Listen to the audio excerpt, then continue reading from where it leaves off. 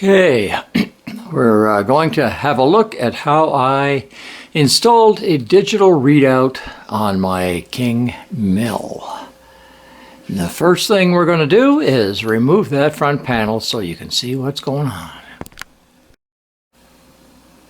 The first panel has been removed and we're about to remove the second one. The second panel is now removed and we're looking at a piece of threaded rod, and we'll take that off and show you how that's connected.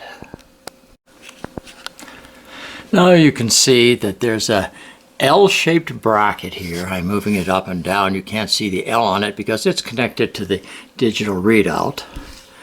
And it slides up and it connects to these two holes. We're about to take it apart just a little bit farther so we can see it better. Now you can see how that L-shaped bracket is connected to the digital readout. And these two holes, this one and that one, we'll have a look over here, and they were connected at this point and also at this point. This piece is aluminum. It has two holes for screws that attach it to the mill. And it also has a slot milled in it for that L-shaped bracket to slide up and down. Now that threaded rod is a piece of half 13 threads per inch ready rod. And all that I've done here is I have, at the very end, machined off about half of the rod to create a flat. And on that flat, as you can see, I have used two screws to attach my plate here, and that's how it's held on to the threaded rod.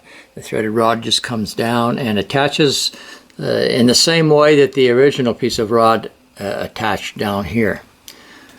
And that's pretty well it. It really wasn't too difficult. A little bit of spacing problem. I've got some washers in here to keep things straight. And that's it. Okay, we're in the process of putting it back together now.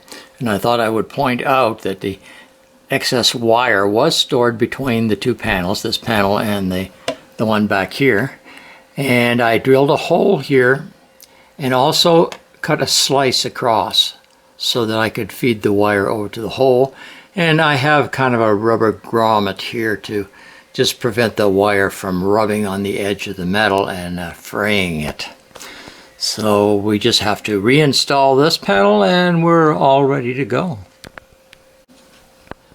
One more thing that I should point out is that there is a spacer right in here between the DRO bracket and the aluminum bracket that I made.